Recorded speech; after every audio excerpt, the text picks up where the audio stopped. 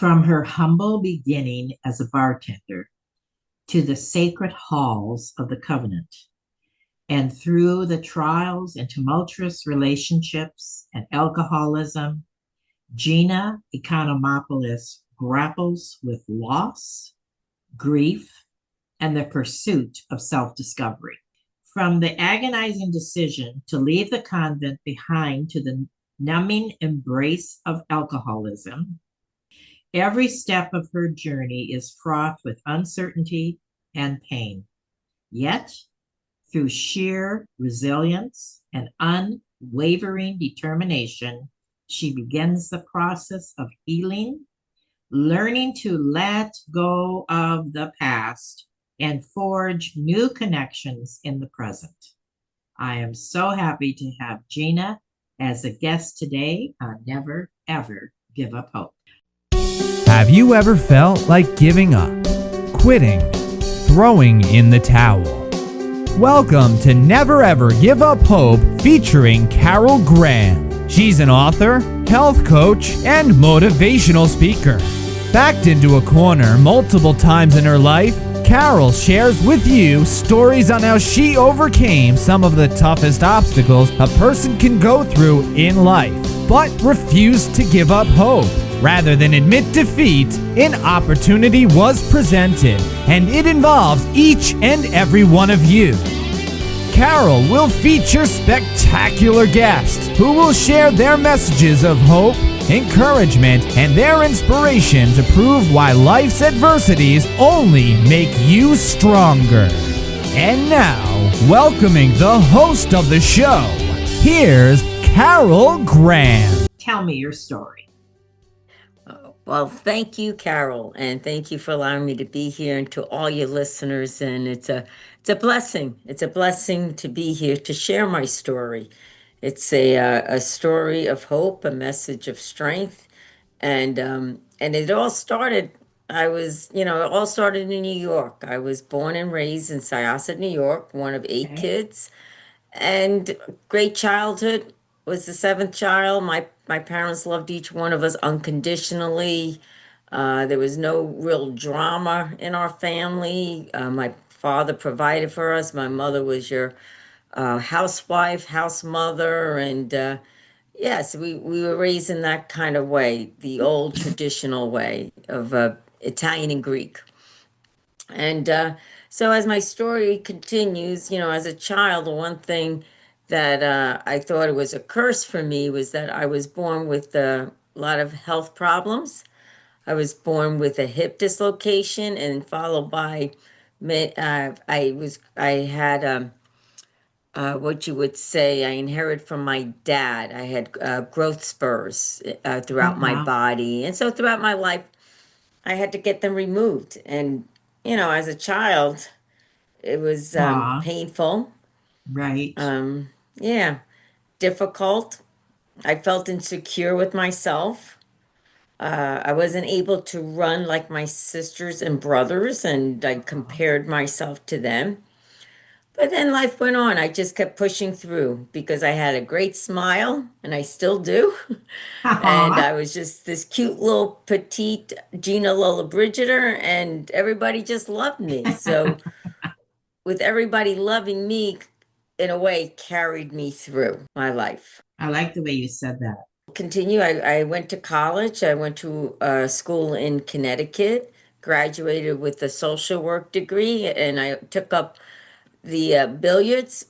So I always say I got a degree in billiards and pool.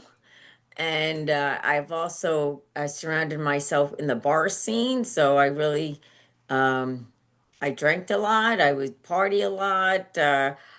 I guess, not that I guess, I know back then, and even prior to that, I was searching for that love, for that acceptance, and to where I belong. And I thought, okay, in high school, it didn't really work out because I was just lonely on the inside. And then I go to college, I get introduced to alcohol. I'm like, wow, this is great. And I thought that's where I would find my love and acceptance in the college life. But yet I did not. I graduated, and I went to go live with my family in Pennsylvania. And so with those 2 degrees that I shared with you that I received, I ended up bartending. I went to bartending, and Wow. I thought, yeah, I was about 21, 22, searching for the meaning of life, searching for the purpose of life. Right now I'm just thinking, bartending, that scene, that environment was the way to go. Of course, I wanted to find a guy in college to get married, like Okay. my siblings, Right. uh, and many other people. Right? They find their loved ones in high school or in college, and I thought that was my dream. But yet, there was nobody, no love life. There was no boyfriend, nor, of course, a husband. So I lived with my parents and I bartended. And now at this point in my life, I'm thinking, okay, I miss hospitality. So I was like, yeah, I would love to travel, and I could be a bartender anywhere. And um, and then I decided to work on a cruise line, Carnival Cruise Line, one of the cruise lines. And so I had all these applications, to be a Julie McCoy, to be hospitality, and I thought that was my life. Okay, now here I have another dream or thinking, okay, this is what I'm going to do, and maybe I'll find a man on the boat. But Right. yet, yeah, but during that time, my mom back in 1991 was diagnosed with bone cancer, and the doctor gave her 4 to 6 months to live. And I was home with my dad. We took care of her. My younger brother Stephen went off to college, and all the other 6 siblings established their own life together with their families. So I'm here, taking care of my mom.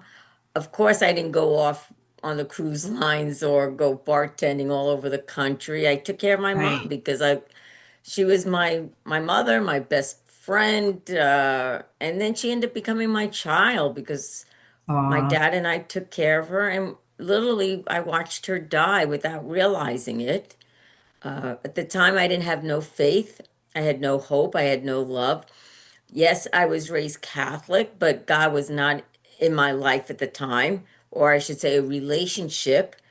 It was not like I hated God or didn't believe in God. I didn't need him at the time. Right. Right. So when mom died, that's where was one of my first state of hopelessness, one would say, because I lost my mom. What am I doing? I'm just bartending. I took care of her. What is the meaning of life? Uh, Okay. and at her wake and funeral, people said she was in heaven. So I had this another quest in my life to search what is the meaning of heaven? Where's heaven? Who's God? And as I was questing and searching, and I went back to my Catholic roots, and during that time, I experienced a love of God or the resurrection of Jesus or like an aha moment, like, wow, yeah, I love God and I love Jesus and I want to be a follower of his. And so I joined the convent. I became a Catholic nun back in the late 90s for 12 Oh years my in the South goodness. Bronx.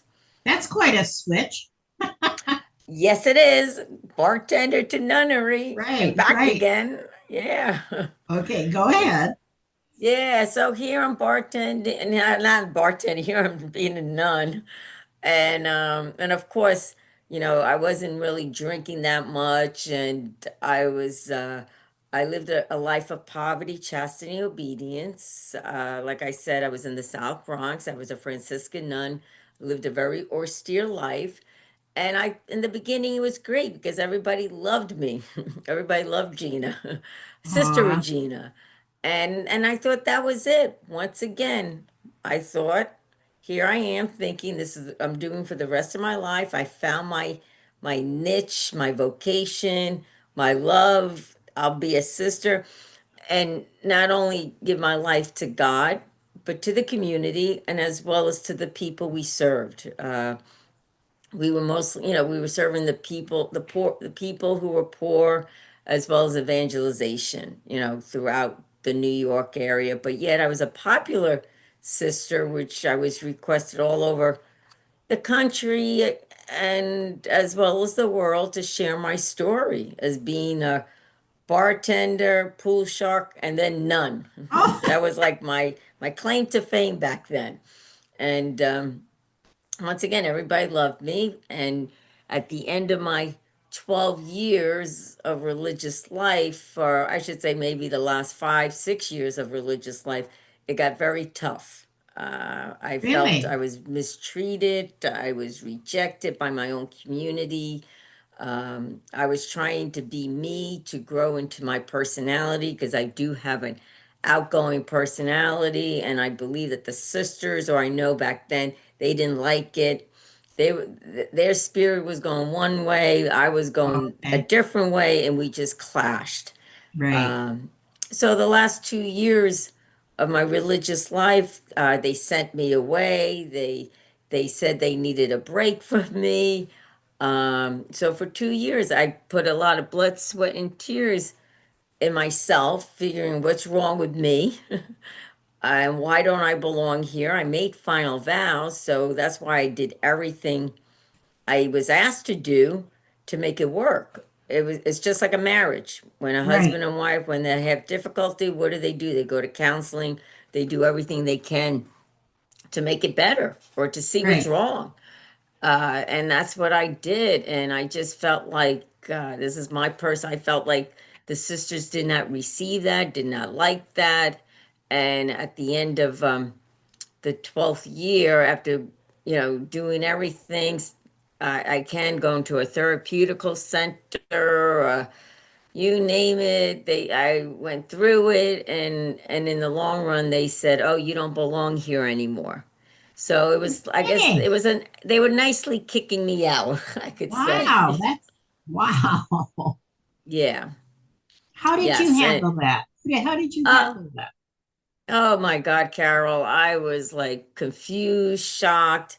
At first, because by trade I'm a people pleaser. By trade it's like I do what other people tell me to do. And when she said that to me, when the sister said that to me, I was like, okay, if that's what you think, like I'm in this wandering quest, wondering what's going to happen in my life. I mean, I gave my life up. I gave everything away. And here I'm going back into the world. It was back in 2008, and it was like, who am I? Who is Oh Sister my goodness. Regina? Who is Gina? And Wow. why did this happen to me? Why did they hurt me? I was so hurt. I was so broken, Carol. It was Uh-huh. like I was so confused. I mean, I couldn't understand. I really, and all I kept saying, I'm a nice person. I'm a nice person. I didn't kill anyone. You know what I mean? Did Like, they why ever would this happen to me? satisfy you with an explanation? No, not really. They just didn't think I belonged there. Wow. It was just, and I did everything I could, as I said, to work on myself. And, but they didn't receive it. I mean, I personally think there was jealousy, and I felt like maybe I was a threat to the one in charge. That could be, Because, sure. I mean, but then I'm like, why would anyone be a threat or jealous of me? I'm just me, this is who I am. And, when I left there, like you had asked me, I was just very empty, confused, bewildered, broken. And at the same time, I did not, I wasn't angry with God. I just didn't understand. Right. Like I couldn't understand.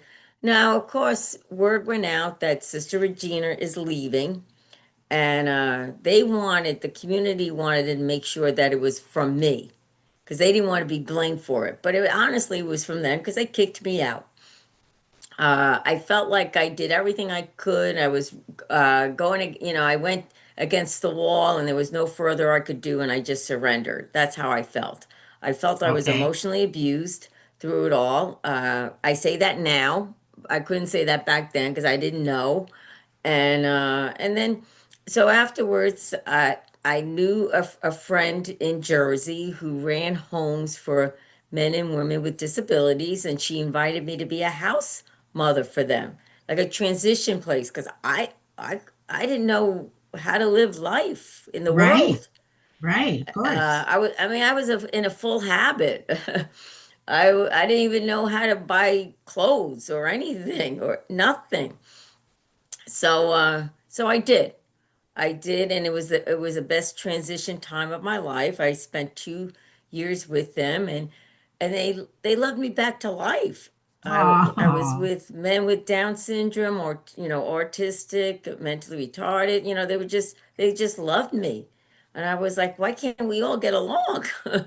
You know, and then after that, I had decided to move to the Jersey Shore because at this point I was tired of serving. Like I said, as a nun, I we did a lot of serving the poor, the elderly, the youth, the gang members. I helped out. You name it, yeah, I was there, hands on to the dying, to all.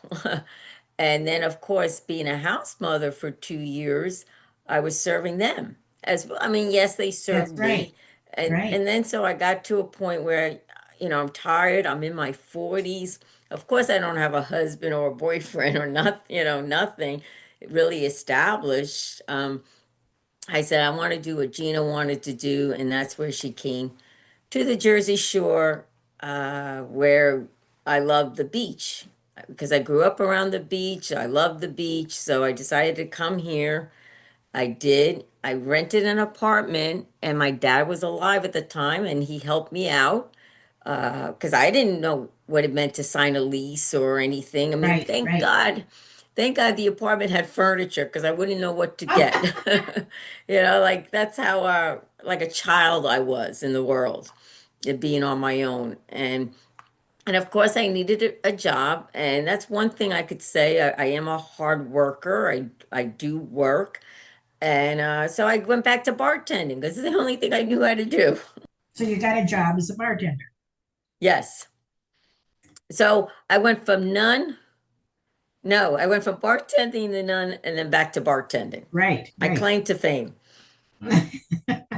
And my story continues because, at this point, I'm in like I said, in my mid 40s, trying to discern what God wants. I'm still involved in the church or going to mass, praying. And then a gentleman walked into the bar. His name was Danny. And we became friends and we started dating. And he was the first gentleman, after the convent, but it was 2 years Right. later to relate to a guy. At first, I didn't know how to relate to a guy. I did not tell him I was a former nun at first until like maybe a third or fourth date. I told him it didn't scare him. And then I come to find out that he's an alcoholic and Oh my he's word. drinking at the time because I met him in the bar. Right. And it didn't scare me, but yet I did not really know what an alcoholic was. My conception of an alcoholic was somebody under the bridge with a paper bag, Right. Right. and and um, and so he encouraged me to go to a 12-step program called Al-Anon. They're families of alcoholics, and I did go. And he was trying to get sober, and he did. He found sobriety like Oh, within, really? yeah, like within 2 years of our going out. He found sobriety. And he found it out west. And I was just so happy because he's a great guy that was simply sick. And nice when he was sober. Oh boy, he treated me like a queen. And then, of course, when he was drinking, the disease took over. But then, yet, he too wanted us to work out. So he did everything he could to get sober and to stay sober. And he did. He found sobriety out west, down by Arizona, Phoenix area. And so I'm like, once again, now, Carol, this was back in the summer of 2012. And I'm like, wow, this is it. I finally found my Uh, man who loves me. He's sober. He lives in Arizona. I'll move out there and we'll live a life of happiness, with a Right. white picket fence, my Right. dream. Right. Right. Right. And so but yet he has a tragic story. He came back to Jersey Shore, packed up his truck and everything to move out to Arizona because that's where we decided to do. And he was sober, but he was 2 months sober, which one day sober is a gift. And him and his mom went for a ride with him going cross country, but then yet they got into a tragic car accident in Indiana where the mother died, the truck burned up, and Danny burned up, but yet he Oh, was saved from that accident. And he was in the hospital in Indianapolis for 6 weeks.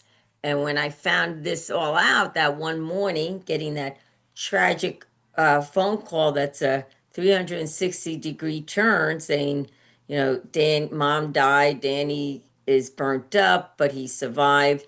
But I'm like, okay, God saved him for me and for us. So I did go right. out to Right. Indianapolis, did anything, left New Jersey. We got involved with AA out there because he was involved with AA before the accident, Right. and there were many sober men and women out there that helped us out.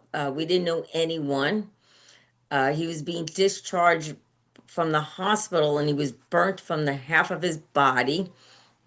And Wow. but people had took us in the rooms, just to help us until we got on our feet. And then we got an apartment and we figured we'll stay out there because he still was going for treatment for his burns from his head to his toe. And plus, we had a good support of AA as well as Al Anon. But yet, what does an alcoholic do when they're in so much pain, spiritual pain? Because Carol, he actually saw his mother burn up during this accident. Like he Oh, wasn't wow. knocked out. Wow. Wow. So, being an alcoholic, or I don't even care if you're not an alcoholic, what are you Right. going to do when you see that? Um, he drank. So he picked up again. I was furious. I didn't understand. And then ultimately, a few months later, like we were still in Indiana, he was drinking. I was angry. I was manipulating. I was controlling. I was telling him, "How could you do this?"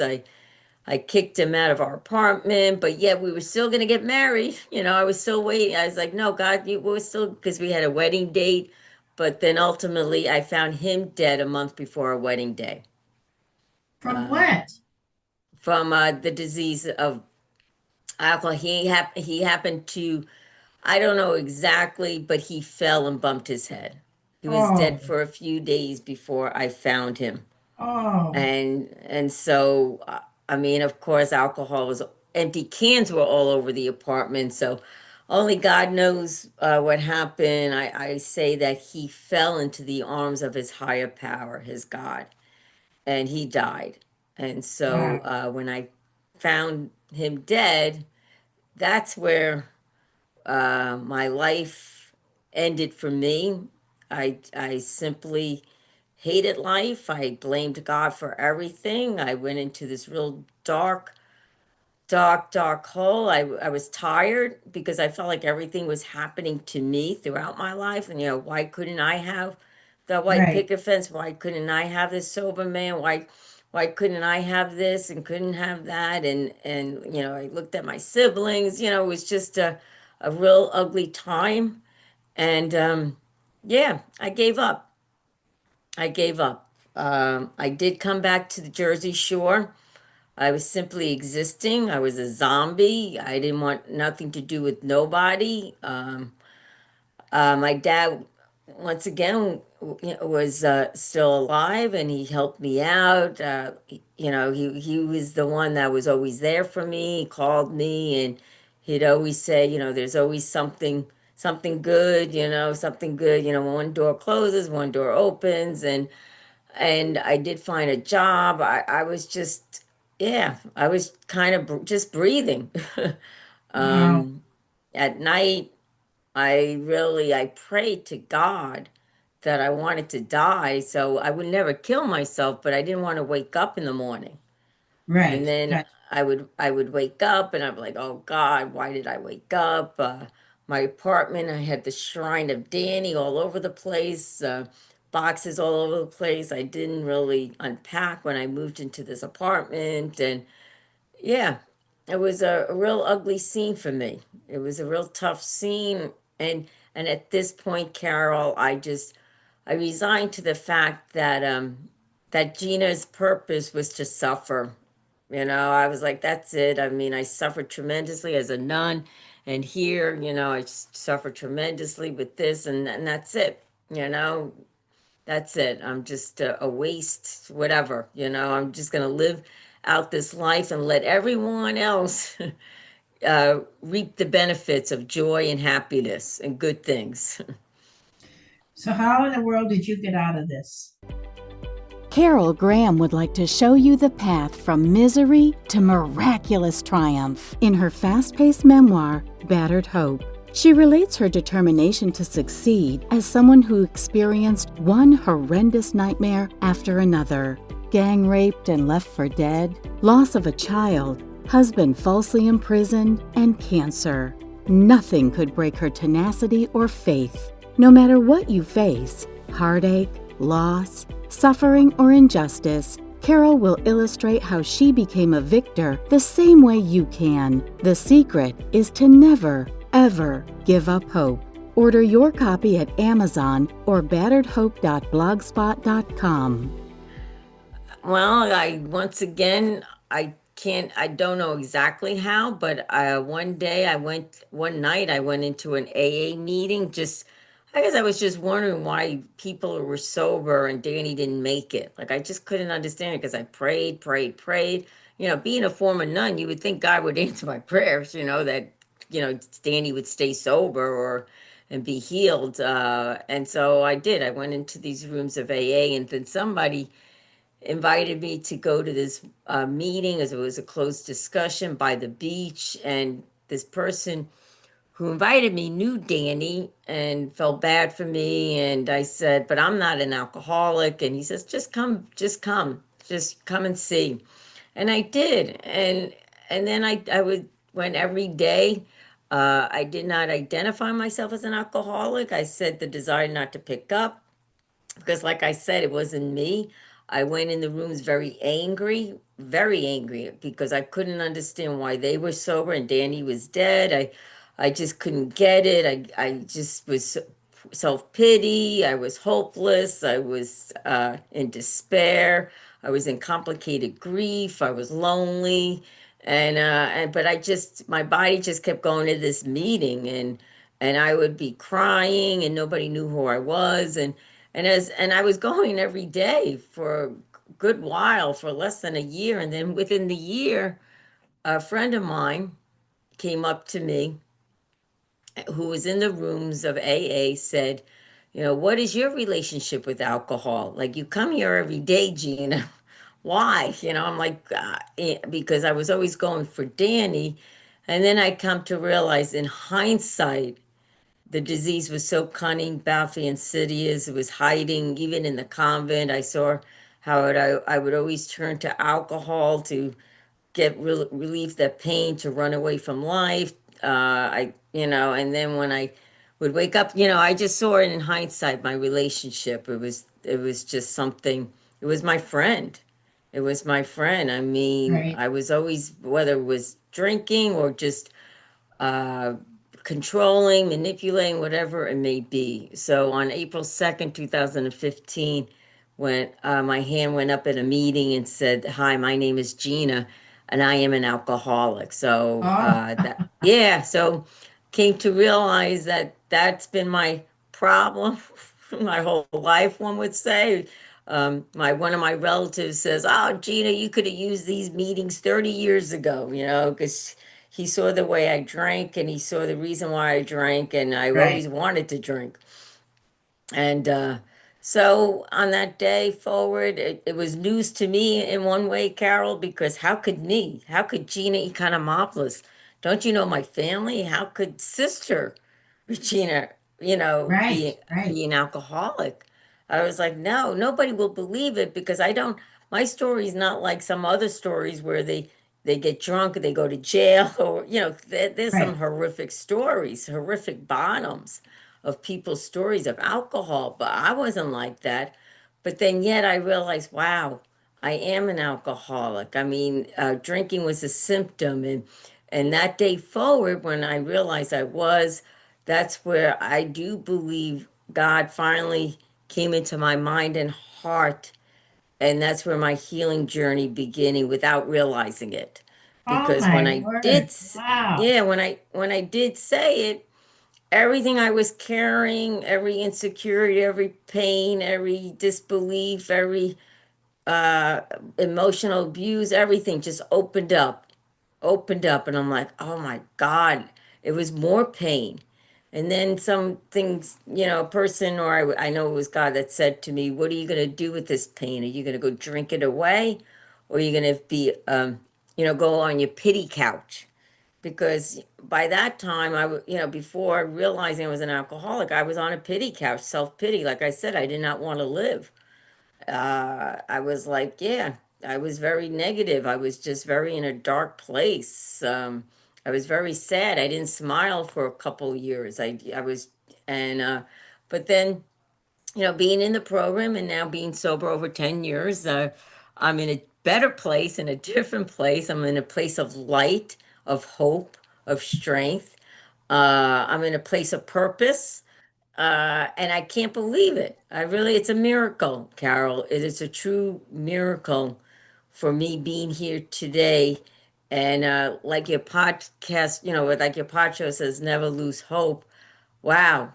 There was a time that I did lose hope, but God in me never lost the hope within me.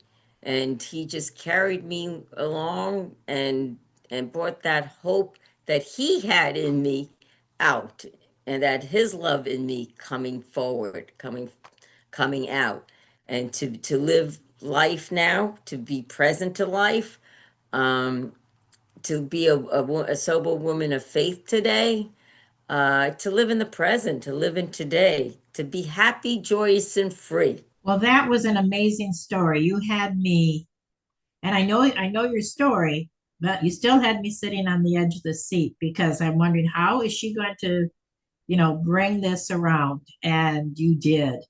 And I Yeah. appreciate every aspect of your story. I thank you so much for sharing it. So now, would you tell us about your book? Is it your story and who should read it, etc.? Yes, my book is called Shake the Dust Off Your Feet and Walk. It's my memoir. It's about faith, sobriety, self-discovery, and healing. It's available on Amazon. Also, you can see it on my website, more info, ginaecon.com.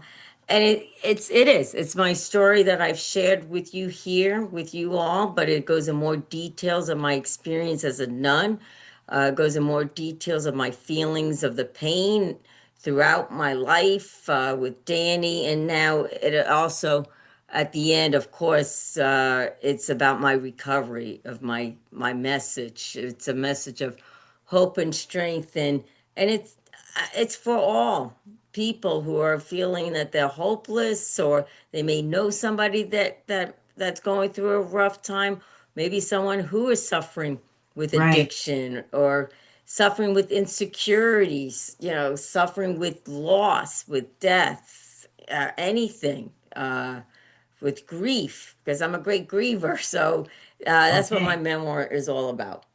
Oh, and is it written like a story or self-help or what? I'm sorry, what was that? Is it written like a novel or like for a No, self-help book? it's written by like like a novel, my own memoir, my own story. Everything Okay. I shared with you today comes from my own heart with the help of, editors that have helped me put it all together. So, yeah, and it's true. It's not fake news. Right. In conclusion, is there any message specifically that you would like to? I know you have woven some of those, throughout Yeah. your story here, but is there anything in particular you would like to say to the audience as a word of encouragement or whatever? I'd say, do not lose hope. Do not be discouraged. You're not alone. And if nobody told you that they love you today, I do. Oh, that is beautiful. Thank you. And thank you, Gina, so much for being on Never Ever Give Up Hope. Thank you. And it's my joy and pleasure. And blessings to you and to all the listeners. Thank you for listening to Never Ever Give Up Hope, featuring Carol Graham. Did you know that most people succeed because they are determined to? Quitting was never an option. Carol loves your comments and will respond to each one. So please subscribe and review this podcast. A rating of 5 stars would be outstanding and appreciated. Remember, if you are still here, there is always hope.